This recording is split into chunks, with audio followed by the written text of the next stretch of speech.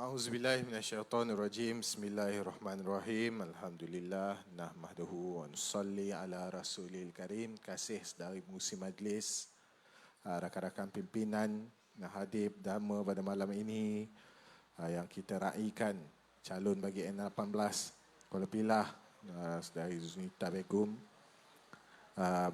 Saya baru sampai daripada Labu. Saya bawa sendirilah. Sebab itu dia slow sikit. Dan saudara Rafizi pun, waktu saya tengah berucap di Labu tadi, beliau baru sampai. Saya baru start, dia baru sampai. Jadi, bila saya keluar tadi, dia belum bermula lagi. Saya risau. Baru tadi, saudari Zura, kita punya floor manager bagi tahu, saya kena berucap sampai saudara Rafizi sampai. Ini saya baru bagi tahu dekat kawan saya dalam kereta tadi. Beza dulu 2011, 2012 zaman saya baru bermula atas pentas ceramah, dengan sekarang lebih kurang 10-11 tahun kemudian. Dulu memang biasa orang ceramah satu orang 40 minit, 50 minit, sejam. Saya sendiri pun saya ingat-ingat dulu biasa ceramah sampai sejam satu-satu orang berpeluh-peluh kat atas pentas tu. Tapi sekarang ni zaman lain sikit. Orang sekarang ceramah 5-6 minit cukup. Malah dia akan datang pula, Pak Yeh dia akan datang bawa seminit tu kan. Sebab dulu orang nak layan ceramah, dia kena datang. Dia kena datang, dia kena duduk, dia kena dengar. Dan orang-orang yang berceramah dulu, bila dia sampai satu-satu tempat tu, boleh jadi setahun sekali, setahun dua kali je dia sampai. Dia akan gunakan setiap masa yang dia ada untuk berceramah sepanjang-panjangnya. Setahun, 2 tahun kemudian baru dia akan datang lagi tempat tersebut dan berceramah. Dan orang dulu juga bila dia ceramah, yang rekod, dia akan rekod masukkan dalam VCD atau DVD. Ataupun maju sikit dia masuk dalam YouTube. Sekarang 5-6 minit sebab orang masuk dalam TikTok. Takkan kau nak masukkan setengah jam 45 minit ceramah dalam TikTok kan? Orang tak layan macam tu. TikTok ni dia instant. Dia nak tengok maklumat ke, dia nak tengok cerita ke, dia nak tengok ucapan ke, ceramah ke dan sebagainya, dia akan tengok 10 saat, 20 saat, okey tak okey, dia layan sekejap, tapi 5 minit dah lah, cukup lah. Itulah sekarang beza. Jadi bila dia bagi tanggungjawab untuk berucap sampai saudara Rafizi sampai, Labu ke sini sejam. Saya dah risau ni. Tapi insyaAllah okey. Sebab bagi saya, peluang ini jarang-jarang ada. Saya bertugas di sini, di Negeri Sembilan, untuk bantu kempen-kempen kita. Terutama sekali Labu. Jadi saya nampak dan saya kutip pengalaman-pengalaman setakat sekarang, rata-rata respon masyarakat itu alhamdulillah baik. Kerana dia tak perlu sebenarnya nak tunggu ceramah politik baru dia nak tahu apa yang dah pun dia dapat nikmati sebagai rakyat Negeri Sembilan. Dia buka pintu pagi-pagi nak cari rezeki, dia dah nampak hasil dasar yang digunakan depan mata dia. Contoh antara lain yang saya ingat paling terkenal, sampai saya Rafizi Ramli, Timbalan Presiden Parti Keadilan Rakyat, merangkap Menteri Ekonomi, dah sampai. Jadi maksudnya saudara Rafizi tadi dia ceramah pun sekejap lah dekat Labu. Saya baru bermula. Jadi dia buka pintu, dia tengok depan mata dia, dia boleh tengok hasil. Sama ada lampu jalan cukup ataupun jalan kampung ni berturap. Ini perkara antara yang asas sekali dalam kehidupan rakyat, keselesaan hidup. Dan jadi satu orang kata dasar biasa bagi Negeri Sembilan ini untuk pastikan keperluan-keperluan asas ini sudah pun kita selesaikan. Jalan-jalan marisnya sampai 8,000 kilometer diturap. Saya pun tak tahu jalan mana lagi yang dia nak turap dekat dalam Negeri Sembilan ni. Begitu juga masuk pada cerita lain, iaitu antara yang paling selalunya orang akan nampak masalah yang susah nak diselesaikan, iaitu itu saya sebut perkara asas, sekecil-kecil jalan yang sepatutnya tak perlu pun kita nak bahaskan hari ini. Tapi kita juga boleh tengok kepada dasar besar, dasar yang selalunya memeningkan orang, yang jadi tanda aras kepada sebuah dasar baik bagi kerajaan negeri, antara lainnya perumahan untuk masyarakat yang terutama belum ada keupayaan untuk beli rumah. Dan saya tahu Negeri Sembilan ni harga tanahnya tidaklah orang kata rendah. Harga tanahnya sihat sebab dia kawasan ataupun negeri yang membangun dan ada sektor-sektor ekonomi penting. Pelaburan yang dibawa masuk banyak, berbilion-bilion.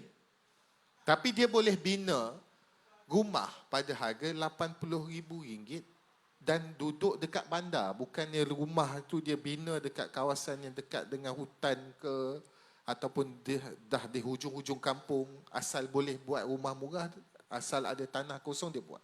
Tak. Dibina rumah dalam Negeri Sembilan ni RM80,000, pembeli kali pertama, dekat dengan bandar, dekat dengan tempat bekerja. Jadi tak perlu sampai nak berhijrah keluar. Ramai, saya pun ramai adik-beradik yang duduk di Seremban, duduk di Senawang, duduk di Nilai, bekerja di KLIA, bekerja di Kuala Lumpur. Tapi sektor ekonomi di Negeri Sembilan ni mencukupi. Itu hanyalah soal pilihan, tapi mencukupi. Kerana ada urus tadbir dan tata kelola yang baik. SPRM kalau nak datang Negeri Sembilan pun dia boleh datang minum kopi, sembang-sembang je lah. Dia nak cek fail terlalu banyak, tak ada. Sebab dia tahu yang tadbir, yang pimpin negeri ini sejak pada awal sampai ke sekarang, antara lainnya adalah bersih, muafakat, sejahtera. Bersih dari segi tata kelola, muafakat dari segi bekerja, dan sejahtera dari segi cita-cita untuk lihat kehidupan rakyatnya.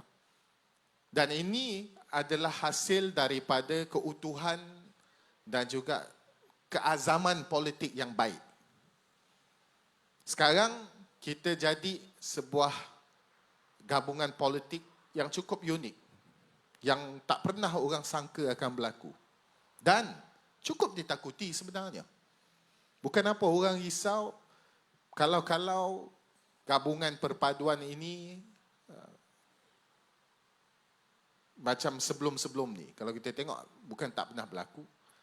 Muafakat nasional ada, Perikatan Nasional ada, dan banyak gabungan-gabungan politik. Tapi selalunya tidak begitu baik. Ia menimbulkan keadaan yang tidak ada kejaminan dari segi kestabilan. Berbeza kali ini, kalau kita tengok, dulu Perikatan Nasional waktu dipimpin oleh Muhyiddin sebelum Datuk Seri Ismail Sabri ambil alih, bila berlaku pilihan raya kecil, pilihan raya negeri, bertembung. Barisan Nasional, Perikatan Nasional akan bertembung. Beza sekarang, beza sekarang bila berlaku pilihan raya kecil, Pakatan Harapan dan Barisan Nasional dia tak bertembung, termasuk di Negeri Sembilan. Negeri Sembilan ni kalau orang jahat dia datang, dia cucuk mudah lah. Dia kata 50-50, buat apa nak bergabung? Salah satu ni akan ada peluang yang cerah. Buat apa nak kekalkan susunan sebegini?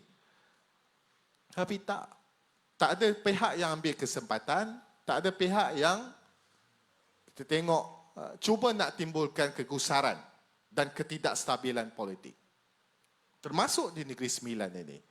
Sebabnya kita tahu 5 tahun yang lepas, sejak daripada 2018, kemudian berlaku pengkhianatan besar 2020, sehinggalah kepada hari ini, negara kita dilanda dengan banyak cabaran.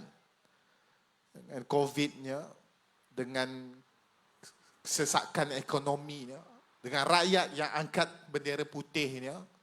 Ada banyak perkara-perkara yang berlaku dan sayang sekali orang politik juga tak selesai urusan kita pada waktu itu. Pertelagahan kita, pertelingkahan kita mengheret rakyat dalam keadaan yang cukup tidak enak. Malah orang pada waktu di mana ada perintah kawalan pergerakan dan sebagainya, rakyat waktu itu keluar untuk protes. Jangan lupa, ini berlaku sepanjang 5 tahun yang lepas. Sewaktu kita berhadapan dengan banyak keadaan yang getir. Adakah kita nak biar ini jadi identiti politik kita sekarang? Tidak. Kita tahu yang diperlukan kestabilan dan kesepakatan kita dalam mentadbir negara. Dan kita terjemahkan ke dalam negeri. Negeri Sembilan, Pulau Pinang, Selangor. Ini 3 asas tapak kita. Kita kekal dan kita pertahankan. Kemudian kita ada negeri Kedah, Kelantan dan Terengganu. Orang kata mission impossible. Tapi sebenarnya saudara-saudari, tak ada yang impossible. Kalau rakyat dalam negara kita boleh nilai dengan baik, boleh ambil keputusan politik yang wajar, boleh fikir dengan masak-masak, terutama golongan muda yang hari ini terdedah dengan banyak maklumat di hujung jari, yang boleh buat pilihan politik mengikut pemikiran sendiri. Dia ada akses kepada maklumat tanpa dia perlu tergantung harap kepada dakyah-dakyah yang datang entah daripada mana ni. Maka rakyat akan tahu bahawa pilihan yang paling baik adalah untuk memastikan ada kesinambungan dari segi pentadbiran di peringkat pusat sehingga ke peringkat negeri. Apa agenda yang digerakkan oleh kerajaan di peringkat pusat itu boleh diserap kepada agenda-agenda di peringkat negeri. Bukan sedikit yang kita bangunkan. Tak pernah berlaku hanya dalam tempoh 7 bulan, satu demi satu agenda ekonomi diperkenalkan. Sejak daripada belanjawan madani sampailah yang paling baru sekali. Agenda inisiatif ekonomi madani untuk tujuannya memperkasakan rakyat. Dan kita harus tahu dan kita harus bagi tahu kepada yang lain-lain, ini bukan kerajaan yang ambil sikap sambil lewa dalam memerintah. Bukan yang ambil sikap buat dulu fikir kemudian. Ini kerajaan yang mana dia tahu keutamaan sekarang yang paling pertama sekali adalah mengeluarkan rakyat daripada sekarang ini. Keadaan di mana ekonomi itu masih belum kita dapat rasa di peringkat rakyat itu sendiri, poket rakyat. Kita ada pertumbuhan ekonomi yang cukup sihat. Inflasi kita turun dengan baik.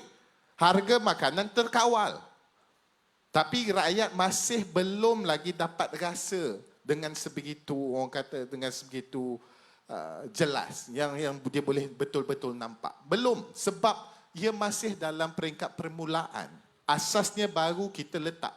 Sekarang adalah waktu untuk kita pastikan bahawa ianya boleh diteruskan. Jangan ada yang datang nak sekat-sekat, nak ganggu-ganggu.